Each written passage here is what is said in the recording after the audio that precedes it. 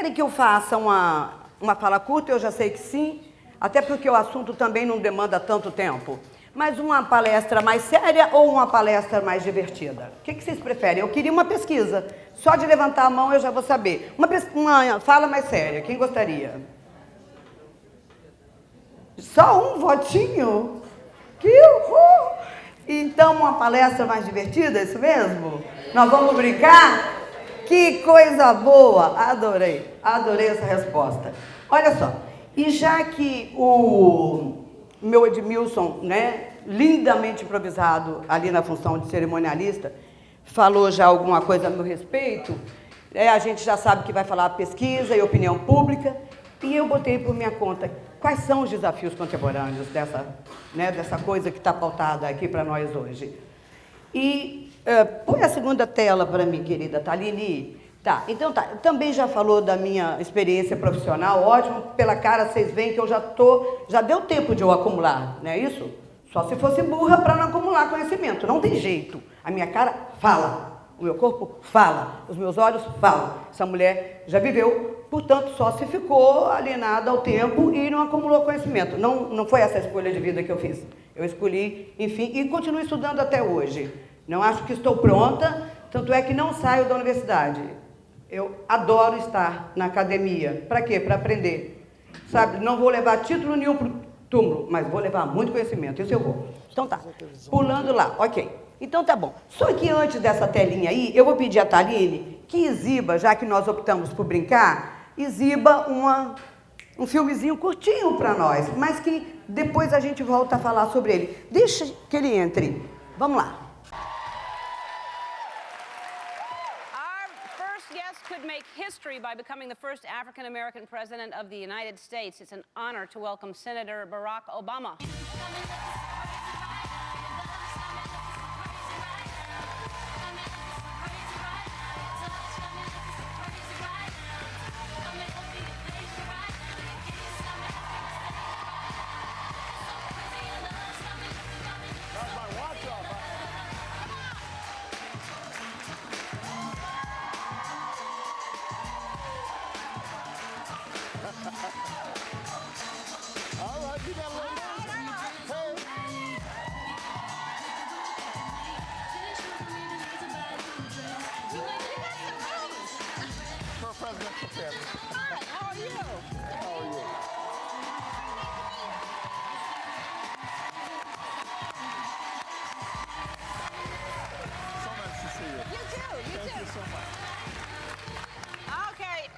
You're the best dancer so far, the presidential It's a low bar.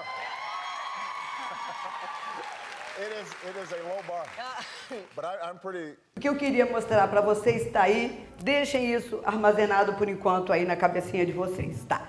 E daqui a pouco, daqui 25 minutos, a gente volta para falar sobre isso. Então, eu faço duas coisas que são distintas, né? E para a gente chegar em gestão. Marketing político e marketing eleitoral. São duas coisas em que as pesquisas são peças fundamentais.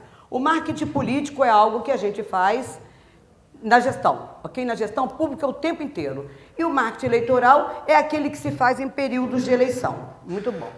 Tanto para um quanto para outro, as pesquisas de opinião são igualmente fundamentais. E o que isso tem a ver com gestão? Basta trocar o nome.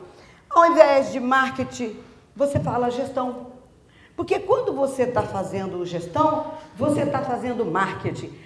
Quando você está fazendo gestão, você está fazendo o seu marketing e o marketing da sua gestão. Entenderam isso? Então, onde é que as coisas se encontram? O tempo todo, toda a nossa ação fala da gente. Eu já deixei claro aqui, né, em 5 minutos de contato, que eu não sou exatamente uma professora ortodoxa.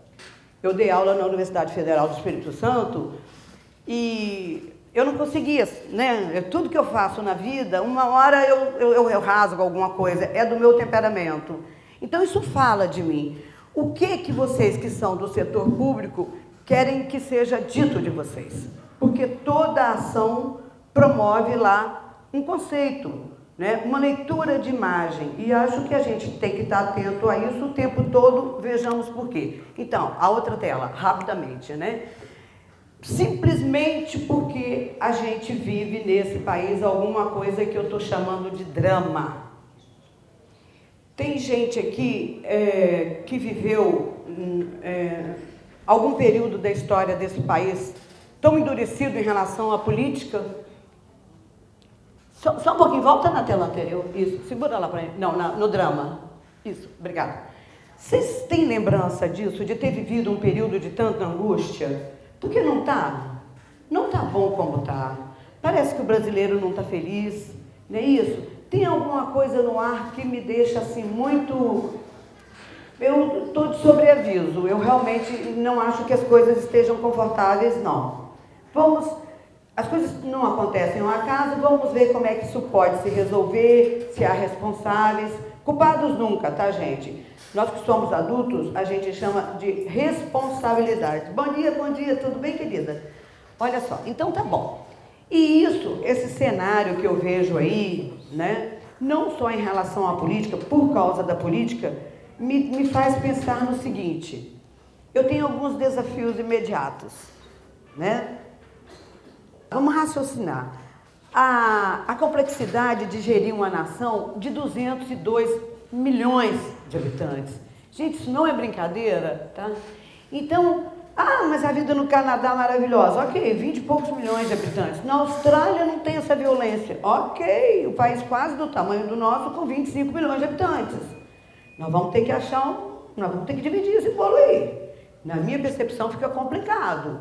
Gerir 202, né? Opa, enfim, vamos chegar mais lá. Só que isso que eu vivo no Brasil, que é o macro, a gente chama de macro, né? Na sociologia, interfere no micro, que é a localidade. Interfere em Afonso Cláudio, em Alfredo Chaves, interfere, que tá boa, querida? Interfere em Cachoeiro, interfere em Guaçuí, em Vitória, em Vila Velha. Esse humor nacional vai contaminar as localidades, que em história e sociologia a gente chama micro. Então, o Brasil é macro, as localidades micro. Vamos lá. Então, tá. E, para além disso, não bastasse essa coisa ruim aí que está no ar, nós temos prefeituras financeiramente inviáveis. Isso é o que eu ouço o tempo todo. As prefeituras têm dificuldade de fechar seus caixas, não é verdade? Não são empresas financeiramente saudáveis. Então, outro complicador para o meu drama, né? Tá. Então, olha só, eu tenho também um brasileiro habituado, viciado na reclamação. Gente, será que no Canadá é assim? Vou fazer uma investigação. Eu sou pesquisadora, no Canadá ainda não fui, mas também não fui com esse olhar. Fui viajei para fazer cursos, para fazer pesquisa, enfim. Não, mas posso observar também. Uma coisa eu tenho certeza, o brasileiro adora reclamar. A gente reclama de tudo. Nossa Senhora, a gente reclama do marido, do filho, da empregada, do padeiro, do varredor da rua, da comadre. A gente nunca está satisfeito com a gente. Será por quê? Com tudo. Eu acho que, de repente, essa insatisfação começa com a gente mesmo, aí você transfere para o outro. Sei lá, eu tenho minhas desconfianças. Aí o outro sempre preocupado pela minha infelicidade, pelo fato de eu não estar satisfeita. Enfim, acho que já é tempo, nós já estamos maduros o suficiente para trazer. Peraí, onde é que eu participo com isso? Onde eu estou contribuindo? Eu estou muito reclamona? Primeiro faz contato. Eu estou muito reclamão? Só por hoje não. Hoje eu não vou reclamar? Se a gente fizer um exercício coletivo, hoje eu não vou reclamar. Só esse povo que está aqui, nossa, nós já vamos mudar bastante a energia no nosso entorno. Vamos fazer um teste, hein? Vamos lá, vamos tentando, né? E a imprensa que joga o tempo todo contra, né? Meu Deus do céu, é jogando lenha na fogueira o tempo todo. Eu já cortei todos os meus revistas, não assino mais jornal e não vejo TV há alguns anos. Sabe por quê? Porque eles reclamam e falam de tristeza e derrota o dia inteiro. Aí vai que o bom chefe que te faz acordar às 5 da manhã, porque o pessoal da área da criação, que é o meu caso, dorme assim, a gente dorme de 1h30 às 7h45, né? Mas um bom chefe faz a gente fazer coisas, não é isso? Cadê o nosso cerimonialista? Com aquela frase linda, um bom chefe faz a gente fazer coisas que nunca fez? É isso? Coisas incomuns. Então, acordar 5 horas para mim é algo... Mas, enfim, peguei o carro e piquei a mula. Ok. Então, vamos lá. Então, assim, essa confusão, essa soma de fatores que eu elenquei, o que ela faz? Ela faz aparecer uma coisa chamada fenômeno social. Tamanha a envergadura, tamanha o tamanho dela. Tamanho, né? Ela ganha uma proporção, por quê? O Brasil inteiro está pensando isso, né? O Brasil inteiro está reclamando, o Brasil inteiro só ouve notícia ruim, o Brasil inteiro só tem desânimos, lamentos nos dias de hoje. É o que está acontecendo. A gente deixou de ser o país de 90 milhões, o país da oba, ziriguidum, balacobaco, telecoteco, da alegria, da criatividade, da mulata bonita, para ser o país da mazela, para ser o país de só ladrões. Quem foi que interferiu, que mexeu na minha pertença desse jeito? A imprensa, uma delas. Eu não vou eximir de responsabilidade o mal político, não, mas não vou nem falar sobre ele agora. Então, a imprensa cumpre um papel que o que ela fez nos últimos tempos foi tirar de mim aquilo que eu tinha de mais sagrado, que era um conceito positivo sobre mim mesma, como brasileiro. Sabe, você hoje é um ser mais triste, você provavelmente já foi mais feliz, embora seja tão mais jovem. Se estão me tirando a alegria, então eu precisei sim dizer não a William Bonner e a Fátima Bernardes. Eu dava aula para os meninos da universidade e falava o seguinte, olha, o William deve levar para casa uns 350 mil reais por mês, a Fátima mais uns 250. Mais? Estão falando que é mais. Nossa, talvez seja mesmo, porque ele é apresentador, editor, não sei o quê. Enfim, e sabe o que ele faz? Ele dá boa noite e quando eu olho para mim, ele me roubou a alegria, ele me roubou o entusiasmo. Ele me tirou o entusiasmo para continuar gerindo a vida. Ou seja, ele põe lá aquele dinheirama no bolso e eu para ganhar 5 mil vai ficar difícil, porque eu não vou ter energia. Ele me roubou. Só que eu não vou deixar que ele me roube a energia. Aí o que eu fiz? Tink! Não mais. Na minha casa, não. Em casa não se liga a TV, praticamente não. Quando se liga é na GNT ou num outro canal qualquer. Nunca ninguém vai dar má notícia na minha casa. Se você não for um portador de boa notícia, não chegue na minha casa, por favor. Você não está convidado? Eu não tenho nenhuma dificuldade em dizer isso. Você não está convidado. Eu não te quero. Eu digo isso à minha mãe. Maria Helena, adora lamentar, né? Maria Helena, minha filha, se eu for resolver, por favor, conte comigo.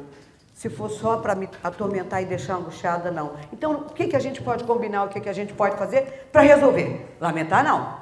Lamentar, não. Isso me toma energia e eu não vou permitir. Então, tá bom. Aí, eu estou lidando com massa. Quando eu falo em pesquisa, em opinião pública, eu estou falando de massa, e isso me lembra um trabalho que Freud fez em 1930, chamada Psicologia das Massas, né? Faltou um S ali, isso é imperdoável. Sorry. Ele lembra que o perigo que há nos grupamentos humanos, né, é que ele possui uma coisa chamada miséria psicológica. Olha só. Então, nós estamos falando agora de multidão. Vamos lá, vamos focar nas multidões. O Brasil, o povo de Cachoeiro, o povo de Guarapari, as multidões. Todo o povo de Vitória, isso é uma multidão, tem uma multidão aqui, tem uma multidão lá. Um bando de gente que, quando junta, tem uma miséria psicológica que preocupou Freud e que fez ele estudar esse tema.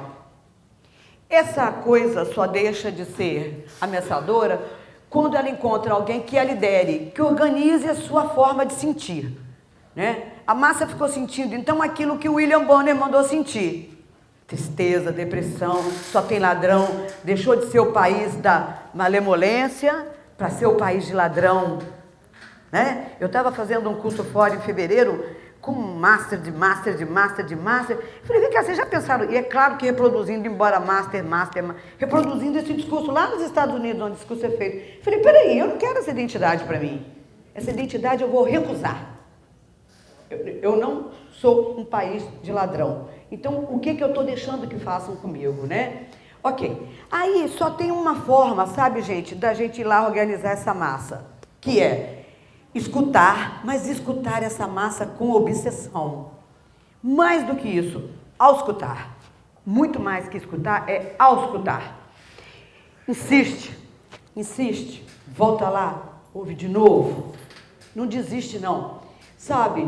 Então, assim, uma coisa que eu costumo crer também, até por viver na experiência, é que pesquisa e comunicação são 2 itens cortados muito facilmente na gestão pública. Sob o pretexto de que não há dinheiro, de que é preciso fazer economia, empresas públicas também, privadas também cometem esse erro e já cometeram comigo no comando das equipes de comunicação mais de uma vez. Então é comum, tanto a empresa pública quanto a empresa privada, cortar gasto com pesquisa e comunicação. As 2 coisas conversam o tempo todo, pesquisa e comunicação, tá, gente? E a empresa acha que pode.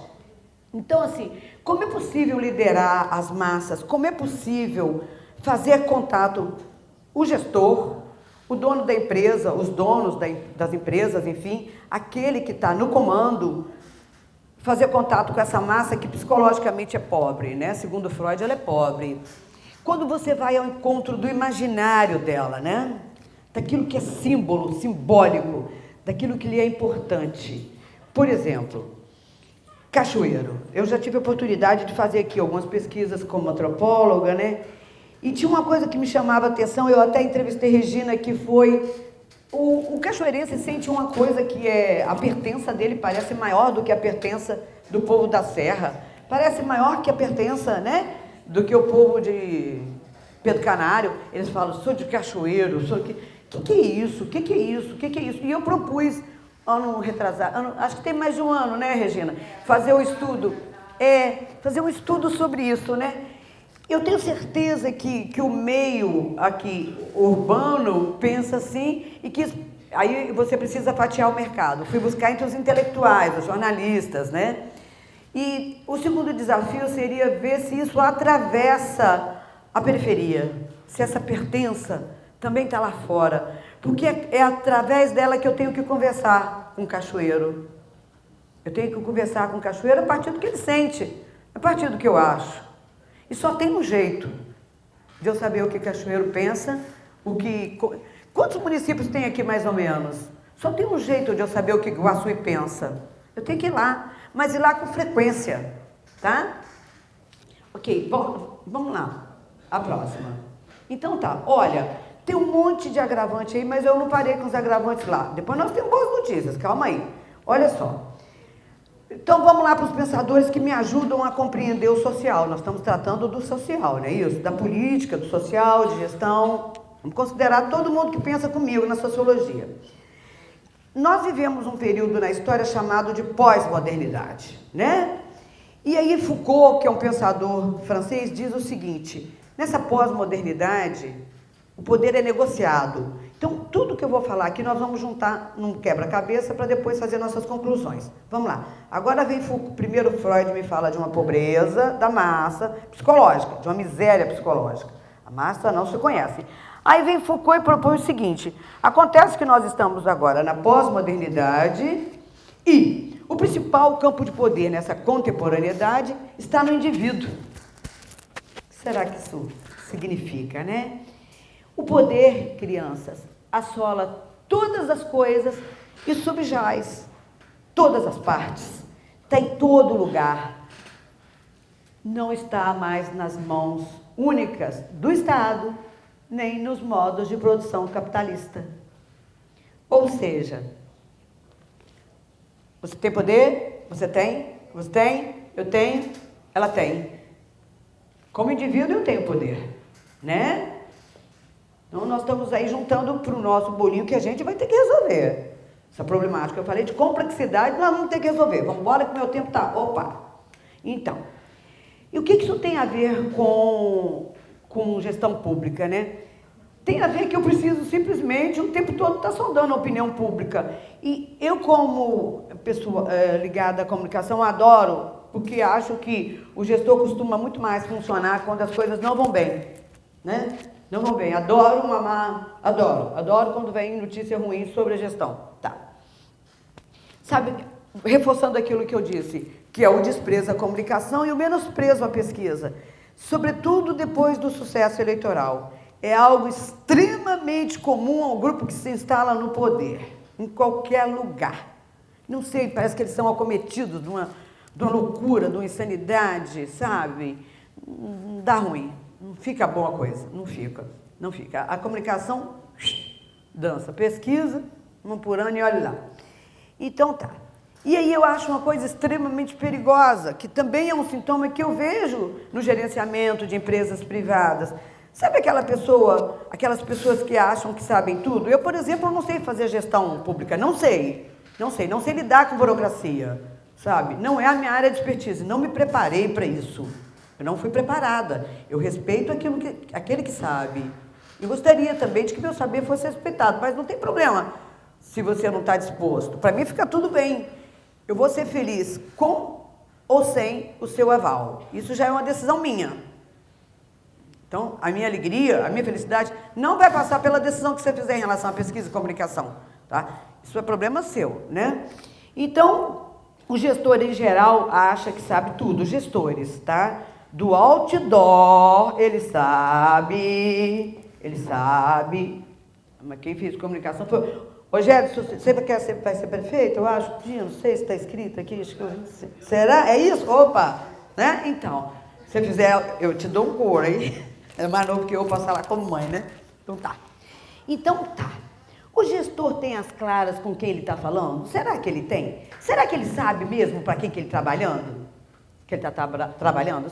O gestor, eu estou falando de todo mundo, hein? Eu não estou falando só do prefeito e do vice-prefeito, não. Eu estou falando dos colaboradores também, tá? Porque vamos lá, olha só. Solta essa por enquanto, depois você me lembra de voltar nela, que essa massa ficou... Pode soltar essa? Eu acho que é uma mais adiante, mas de todo modo volta lá porque eu vou só acrescentar. Quando ela está lá na frente, eu tenho certeza dessa tela, mas eu já vou me antecipar. Quando o gestor decide fazer o gerenciamento das coisas públicas, a partir das suas convicções, crenças, ele está sendo o quê? Autoritário. E não se iludem, não se enganem, não. O grupo de assessores dele ajuda a fazer isso. O grupo de assessores também é autoritário. Por quê? Não é nem de maldade, não. É porque é ato contínuo, sabe? Está dando melhor mesmo. Ele faz a partir daquilo que lhe é valor e daquilo que lhe é caro. Ele está dando melhor, sim. Eu posso citar um exemplo aqui em Cachoeiro, né? Por exemplo, quando se fez aqui a famosa, com todo o respeito que eu devo ao trabalho que o Ferraz fez na cidade, né? E aqueles que o admiram, ele fez cá uma torre de chover. A intenção, eu tenho certeza que foi das melhores possíveis. Tenho certeza que sim, né? Não funcionou. Mas eu fico perguntando, será que ele perguntou às pessoas se elas queriam aquela torre de fazer chover? Não sei. Para o bem ou para o mal, ficou lá, né? E como ele não consultou, a gente coloca isso na conta do autoritarismo, que não combina com os dias de hoje. O sujeito que Foucault fala que era preciso negociar, tem agora na mão, desligou a televisão e está nas redes sociais fazendo opinião. Eu tenho 1.500 seguidores ali. Ai, que tanto, nem todo mundo é seu amigo. Claro que não é mesmo, mas é uma ferramenta de trabalho. Ali eu leio, ok? Ali eu estou lendo as pessoas, obviamente, né? Elas me dão sentimento, e é sentimento que vai me fazer trabalhar. Então, quer dizer, a massa perigosa, o sujeito que tem poder dentro dessa massa, tem agora Facebook e o WhatsApp, e vamos embora para a próxima, parará. Não vou falar sobre essa tela, não, pode avançar. Tá. Então, se eu digo que é preciso deixar de ser autoritário nessa pós-modernidade, em que o Estado não contém mais em si somente o poder, mas que é preciso negociar com o indivíduo, né? Só tem um jeito de eu saber o que esse indivíduo quer da vida. Eu tenho que ir lá conversar com ele. Entender, compreender o que é importante, o que é significativo. Aqui eu já dei um exemplo que é a pertença exacerbada de Cachoeiro. Tem lá, eu não vou entrar no mérito desse sentimento, mas tem as razões de ser, obviamente. É uma vingança contra as cidades mais bonitas, suponho eu. Vou apanhar agora dos cachoeirenses ou não? Fala aí, Regina. Bom. Ah, lógico, eu não sou maior, mas eu sou melhor, né? Ser bobo nem nada, hein? Né? Então tá. Então eu tenho um jeito de medir. Vocês já sabem sobre isso, que é a qualitativa, não é isso? Que é a qualitativa, a quantitativa. Se vocês quiserem esclarecimento sobre, podem me pedir. A qualitativa que vai me tratar mais de sentimento, a quantidade de volumes, de números, né? E a etnográfica. Então, tem um sentimento, tem uma diferença básica entre elas, que é a seguinte. Eu costumo achar a quantitativa muito cara. É um instrumento importante, porque me ajuda a medir uma série de coisas. Mas eu acho cara, eu acho que eu sou meio pão dura, não sei. Então, a qualitativa, ela é menos cara e ela me permite alcançar a emoção do outro juntando grupos. A gente chama de grupos focais. Por faixa etária, por classe social, sexo, feminino, masculino, jovem, meia-idade, enfim, as expectativas. E durante esses encontros, né, geralmente com 10, 12 pessoas e alguém conduzindo as falas, você vai extraindo. Você extrai a partir da fala, a partir dos gestos. Eu sou meio pretensiosa, eu costumo achar que eu tenho faro para a opinião pública, né? Eu costumo achar. Não sou boa em gestão, não. Não me coloquem lá para ser secretária de comunicação, porque não vai dar certo. Mas me coloca no meio do povo que eu vou extrair sangue dele. Eu vou extrair a alma dele. Então, algumas pessoas são boas em umas coisas, outras não. Helena é melhor do que todo mundo? Não, ela só sabe fazer um negócio bem direitinho, ela faz. Quem? Ricardo é um grande secretário, não é isso? Eu não faço ideia do que seja o trabalho dele. Não faço ideia, realmente não faço, não tenho nenhuma competência. Mas a etnografia, a pesquisa etnográfica, que o fato de ser antropóloga, lá pela Universidade Federal do Espírito Santo, está me dando condição de ser agora. Na etnografia, o que a gente faz? A gente vem, por exemplo, para dentro de Cachoeiro, dos bairros, dos bares, das feiras, e fica horas, e passa horas se dedicando a ouvir o sujeito. Porque ele vai passar para mim. Ele vai passar para mim. Né? Então, se você tem sujeitos sensíveis e treinados a ouvir o outro, né? Naturalmente que não é o prefeito que está preocupado com números, não é o Ricardo que está preocupado com o desenvolvimento econômico, mas ele precisa que alguém diga a ele em que área Cachoeiro, em que direção o Cachoeiro quer crescer. Porque senão vai crescer a partir das convicções do Ricardo. Só o exemplo, tá, Ricardo? Usando você como exemplo, naturalmente que não é isso. Então, eu costumo achar que a pesquisa etnográfica é um pouco mais barata. Por quê? Porque na Quali você faz uma festinha para juntar as pessoas, né? Você tem que agraciar as pessoas. Porque ninguém gosta de política, ninguém, exceto os políticos. Eu costumo lembrar sempre uma frase que eu vi, o lugar... que eu, na verdade, até está no meu livro de dissertação de mestrado, que eu até trouxe, caso alguém queira, viu, gente? Está lá no meu carro. Como é que está o tempo? Tá bom, né? Estou indo bem, né? Estou quase acabando. Acho que ela seja mais barata porque você tem um gasto menor. Mas, enfim, é uma questão de se sentar e vamos embora. E ver o que é melhor e o que é pior. Vamos lá, passei, pererê. Então, isso já falei, pula essa. Ok? Tá? Pode passar para a próxima. Então, eu costumo dizer o seguinte, o ideal é que você ouça, implemente ações e torne a ouvir. Vai lá, colhe. Ouvir a população, ela acha que a gente deve abrir o desenvolvimento de Cachoeiro para a área do Minério de Ferro, sei lá eu. Tá. Trouxe para cá, trabalhou, fez, implementou, ouve. Vai lá e ouve de novo. Ausculta, é isso, não é isso? Então tá. Um exemplo bom que eu cito há pouco, ocorrido talvez há 6 anos, foi o seguinte. O governador Paulo Artung já tinha como certa a venda do Banestes. Me corrija alguém se eu estiver errado. A negociação estava praticamente fechada, tá certo isso? Com o Banestes, né? Com o Banco do Brasil, com o Banco do Brasil. E acho que financeiramente seria muito vantajoso para o Estado, mas Artung, como um político sensível que é, e como é um político que sabe que tem outros mandatos à frente, achou prudente ouvir a opinião pública. Acredito que tenha chegado a ele algum ruído, de comunicação, né? A gente fala, deve ter chegado a algo nele que o despertou. Opa, precisa ouvir o povo. Sabe o que aconteceu? Ele suspendeu a venda do Banestes. Aquilo que seria vantajoso para o Estado, que já estava fechado com o Banco do Brasil. Olha, seria vendido ao Banco do Brasil. O Banco do Estado é o Banco do Brasil, quer dizer, que também é algo que pertence ao brasileiro. Mas Artung foi sensível a uma coisa que a pesquisa mostrou para ele. O capixaba tem o Banestes como algo que lhe pertence, como dele. Como é que ele ia tirar algo que te pertence? Como é que ele vai tirar? Como é que ele ia passar depois dessa, não é isso? E talvez deixar de ser um pouco menos querido, né? Porque nas pesquisas que a gente fala, nem todo mundo gosta, eu sei, nem todo mundo aprova, mas se tem alguém que faz o olho brilhar dos entrevistados é o Paulo Artung. Gostem ou não disso, vocês, né? Então, acho que fica aí um bom exemplo. E se eu fosse deixar algo gravado aqui para vocês, não caiam na tentação de não fazer pesquisa, não caiam. Economiza aí 100 mil reais, 50 mil, não caiam.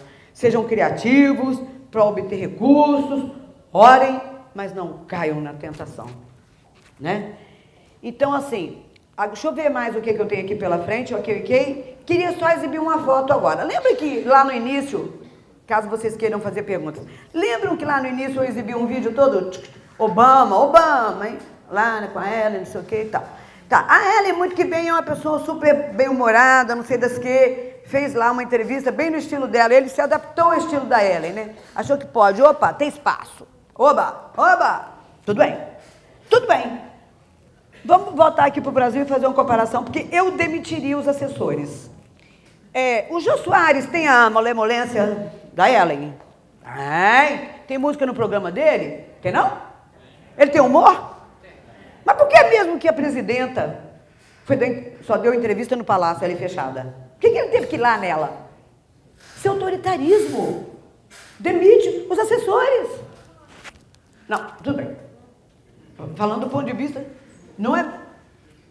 Tá, daqui a pouco você coloca seu ponto de vista. Deixa eu só botar o meu. Tá legal. Nesse caso específico, pode. Ok.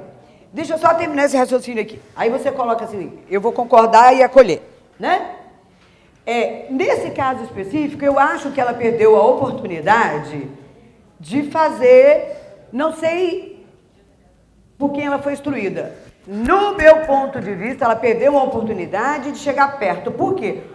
Apesar de toda a dificuldade e complexidade que a gente vive no Brasil, ela é mulher, ela é mãe, e o Brasil não a tem respeitado por uma construção, ou dela, ou da imprensa, ou de quem quer que seja. Acho eu que se perdeu ali uma boa oportunidade. Não havia construção? Não sei. O fato é que ela podia assim, ter se humanizado. E para humanizar, não é do alto do Palácio do Planalto, da oficialidade.